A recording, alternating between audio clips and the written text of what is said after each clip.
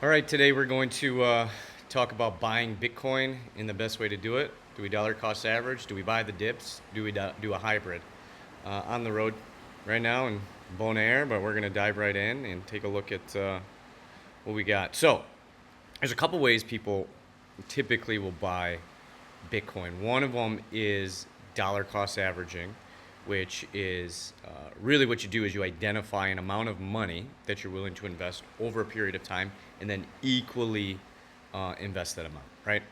So a lot of people wondering, how do you get started with Bitcoin? Should you buy it regularly? Should you wait for the dips? Today we're going to break down the pros and cons of the dollar cost averaging versus the dips. And the reason this is so important for Bitcoin of all the different asset types is because Bitcoin is so volatile.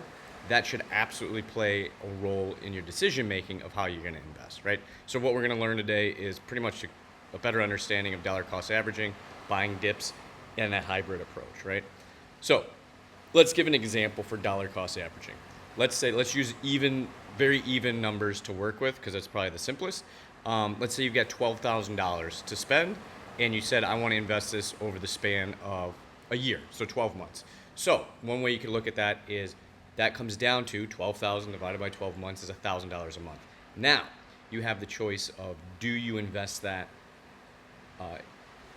$1,000 on a monthly basis, a daily basis, and there's even opportunities or weekly basis. There's even opportunities with something like River where you can do hourly. Now, I think that might be a little excessive, especially when it comes time to tax purposes. There's a lot of basis you're gonna have to calculate. It's probably not ideal, right? But here's the benefit. So if you do it on a monthly basis, Bitcoin can fluctuate dramatically month by month, right? The start of the month, the end of the month, all that kind of stuff, right? So you can actually flatten out the volatility simply by buying those purchases at a more frequent time frame, right? So instead of doing it monthly, you can do it weekly. Then you can do it daily, and you're going to capture a lot more of those different price points. And I personally think daily is a great approach, but weekly, bi-weekly, monthly, whatever you want to do, literally just set aside, I'm going to invest X amount of money for the year, and then divide it by whatever ratio or frequency that you want to do it. Great resources that are Bitcoin only is Swan Bitcoin is a great one. I've used that. I also like to use River as well because they do really good dollar cost averaging. Take a look. I think Swan's like 1% fees. You double check me on that for doing that. River, if you set it up recurring, it's actually zero fees. So just do your research and figure out which platform might be best for you. So one strategy, dollar cost average in, set it and forget it. Probably the simplest one there is, right? The other one you always hear people talk about is buying the dips, okay? And this is where you're going to keep some dry powder on the sidelines and invest those lump sums at ideal times, okay?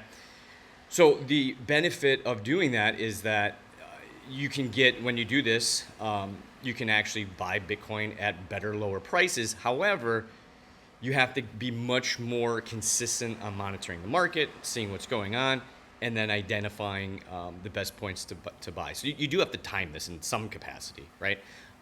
Which is a little more challenging. So what you can do is a hybrid approach. You set your dollar cost average, and then you layer that in. You keep some dry powder, and you're just ready to place those orders at ideal times. And I think that's a really good hybrid approach is keep a little bit of dry powder while you're also DCAing. And then your strategy is the best time to buy. I would recommend getting an understanding of high-level technical analysis. So what I'm going to do is I'm going to pull up a chart here. And this is something, the main thing is what are support and resistance levels. We won't get into all of those details for today. But what we're going to do is we're going to take I'll just explain it here, is that you're going to have price points where Bitcoin will trade within. So right now the trading range is between 92 and 102, okay? And it keeps dropping to this 92, and sometimes it goes below. But what you can do is you can set your limit orders and say, I want to buy $5,000 worth of Bitcoin when it hits $92,000, and then it will fill that. So you can identify what price points you want to enter Bitcoin at, right?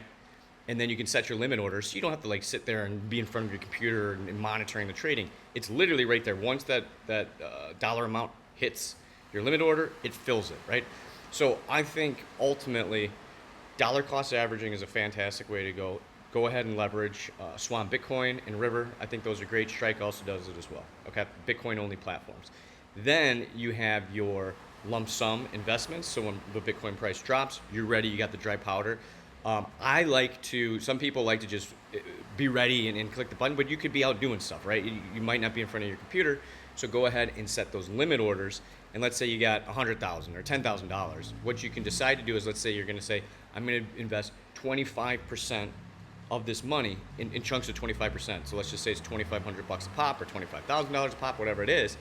What you could do is you could tier your limit orders, and then as that price hits, because sometimes if you set the bar too low, you could sit there and Bitcoin will might never get to that price point, and you're sitting there in cash waiting for these orders to fill. Doesn't do any good, right? So you can do these tiers, and then really, if you do it tiered properly, you almost don't want that last tier to ever fill, because that means you left money on the table. Because if it got filled, that means the price went lower. So you almost want most of your orders, let's say if you do 10 of them, you want 9 out of the 10 to do it, because then you go, okay, fine, I found that sweet spot, and then you can enter back in again, right? So to wrap it up, dollar cost averaging is fantastic. You can do it weekly. You can do it monthly, you can do it weekly, you can do it daily, you can even do it hourly. Swan Bitcoin, River, and Strike are fantastic.